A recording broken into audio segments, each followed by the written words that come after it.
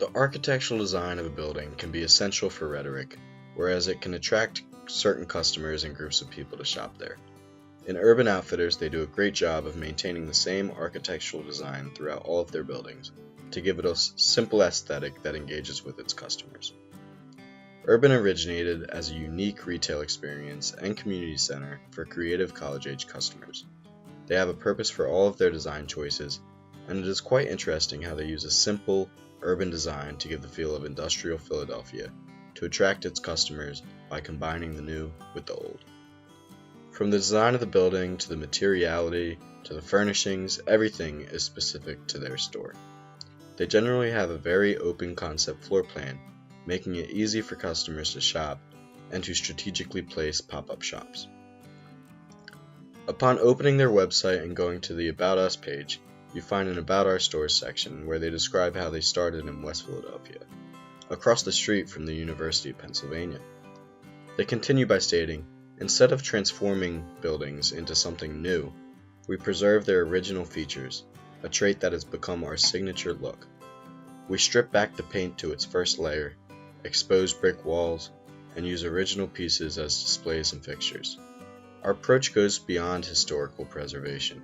It's about maintaining a layered history, but infusing a new, fresh atmosphere." Creative Director of Urban, Stephen Byers, said in a recent interview, "For the store's interiors, we look to simplicity, and as you can see here, you can see the scaffold, the exposed concrete, and the raw wood. Over the years, Urban Outfitters has evolved to be more clever with the buildings it uses as stores and the space available inside to create an ideal store experience for its customers." Byers continues by stating, "From the beginning of a store plan, we are working out how the design is going to look, and the fixtures and the layout. Our brand's main appeal is to women, so that usually comes first and occupies 2/3 of the store."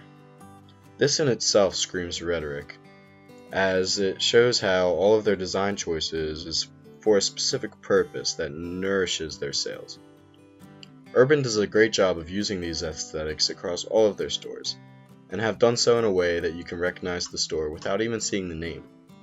As you can see throughout all of these stores shown, their designs vary slightly, but they all use the same original design features that Byers describes. They also do a great job of incorporating more into their stores, such as event spaces, dining areas, and pop-up shops that enhance the rhetoric by attracting more people to their stores and bettering the community. For example, at Space 1520 located in Los Angeles, California, they bring together retail with spaces for art, events, performances, and pop-up shops, all part of the rhetoric in order to discover artists, experience the city, and connect with the locals. In this next example, Space 98, in Brooklyn, they combine shopping, art, events, and even dining all into one urban, along with galleries and ever-changing pop-up shops specifically curated for that community. Next, we have Space 2420, located in Austin, Texas, who also incorporate marketplaces and live music in an attempt to bring the whole community, artists, designers, and musicians together. Even Herald Square, located in the heart of New York City, uses a first-level cafe to intrigue customers to shop. Urban Outfitters is one of the easiest stores to communicate the hidden roles engineering plays in designing and developing the rhetoric of clothing stores. Different types of engineering can be found throughout the store in clothing, home products, technology, and furniture. Something as simple as the components of an entranceway of a store are designed by engineers.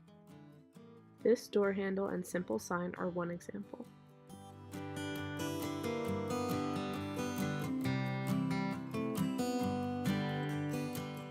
Upon entering Urban's store, we see that there are industrial-style racks, shelving, tables, and hangers.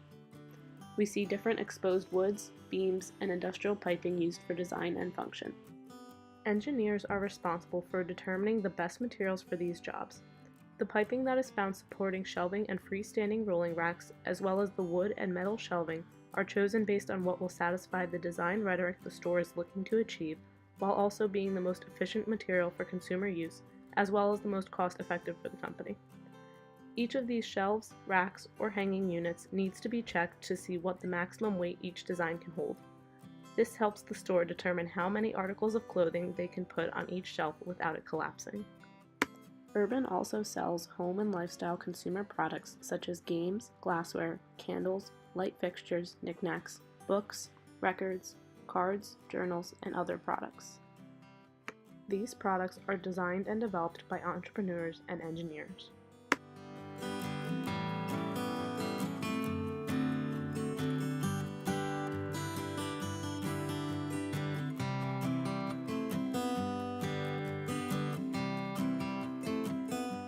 The store also sells lots of beauty and cosmetic supplies such as face masks, makeup, lotions, and nail polish, all of which are designed by chemical engineers.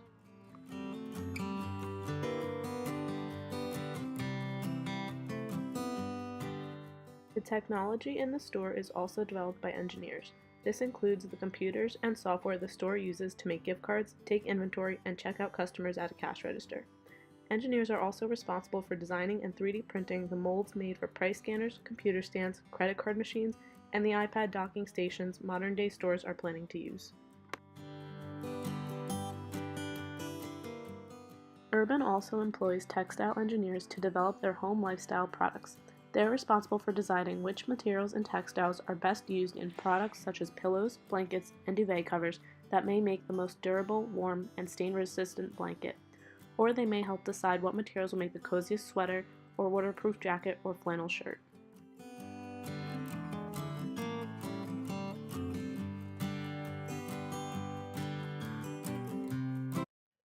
When you first walk into the store from the men's side, you can see a lot of popular brands, and within these brands there's a lot of trends within textiles, which you can see right off the bat when you walk in. First, I'm going to be talking about this fleece fuzzy texture that you can see in a lot of clothing right now, seen right there. And right off the bat when you first walk in, you can see it in multiple occasions. Right here is just 4 of them. So going a little bit more in depth, walking forward you can see Champion, a really popular brand right now, has an entire rack of this texture. Also Feel, another popular brand, has a whole rack of this fleece texture. And then also right at the entrance you can see even more racks and different examples of this texture being shown. You can even see it whenever you go further back into the store. A bunch of separate brands, like this is the Urban brand, also has this fleece texture. On the women's floor, here's some more examples of that being shown. These are a few pieces that I saw fairly close to the entrance. And right on the left here, you can see even more of this being shown. And again, in some sections around, you can see random pieces scattered throughout the store. And then they put this section right by the fitting room because it's really popular right now. Another popular textile shown during the wintertime is these really puffy jackets. So this is right on the women's entrance when you first walk in. You can see a bunch of different of these puffy coats, and you can also see some of these chunky knit sweaters. This is the table that you see when you first walk in. Right again, there's a whole table here that has even more of these chunky knit, sort of thicker sweaters. Next we're going to be talking about flannels, which can be seen a lot towards the back because they're not so popular right now in the winter seasons. So right here you can see a whole rack of these, and they're also put further towards the back of the store because they're not really promoting those sort of things right now, but they're still there, following trends in textiles. So here we have more examples of this flannel stripe pattern being shown.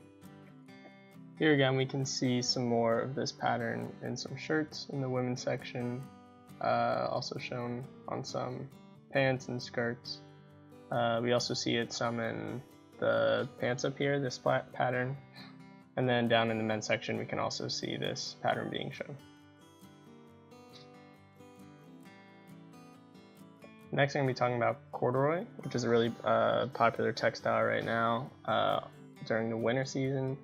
So here's some corduroy jackets. You can see it a bunch with some fleece back there, We can also see it in the pants. Here's an example of a thicker corduroy jacket. Another thing Urban's known for is their graphic t-shirts. On the men's side, you can see this big section here of a ton of different graphic tees. They have a lot of imagery on it that relate back to artists and TV shows, music groups. There's a lot of things that a lot of people can relate to, which is really popular right now.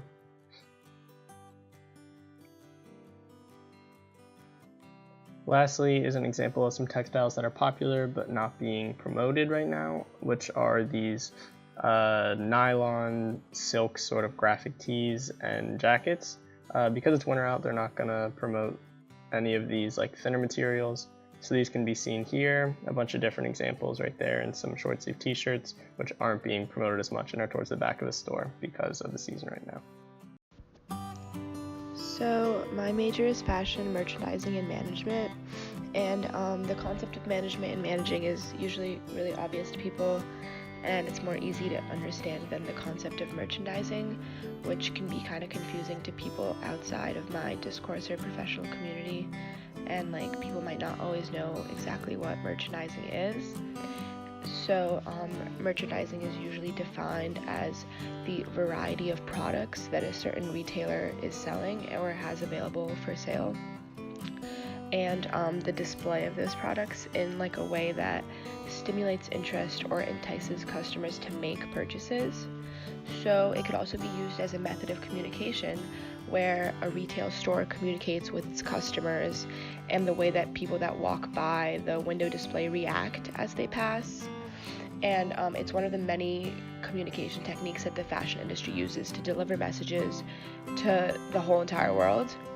So these videos were taken during the holiday season and specifically on Black Friday, where every store is trying to lure more and more customers in and like sell them as much merchandise as possible.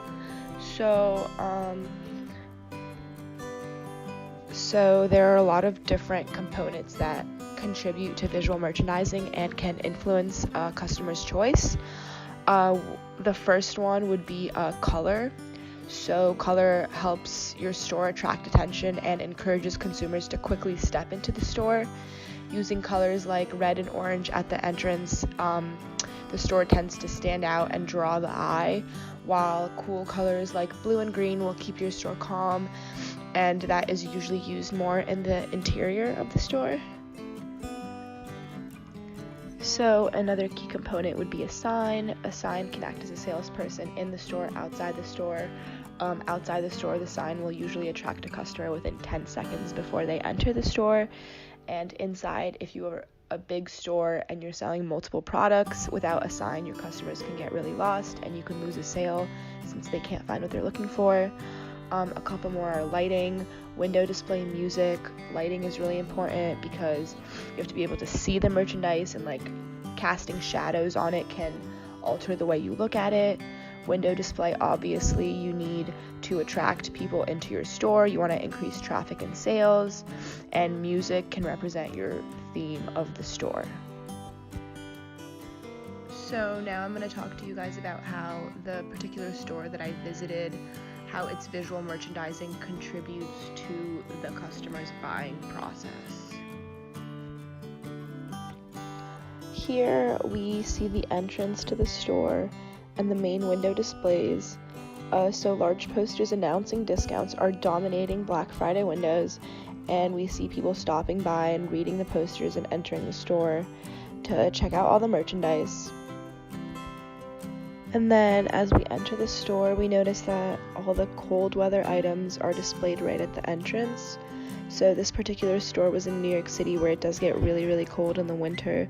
So it was the perfect display for a cold morning.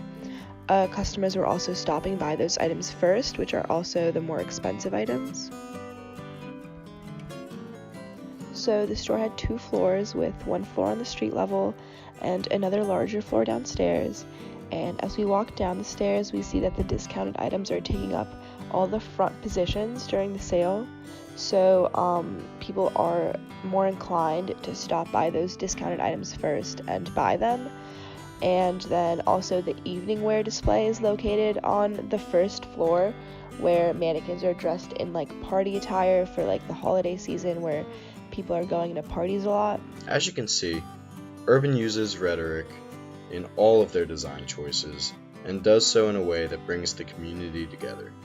Whether it be materiality, layout, design, spaces, or incorporated features, Urban has a purpose for everything, and thus does a great job maintaining a large consumer base throughout the use of its rhetoric.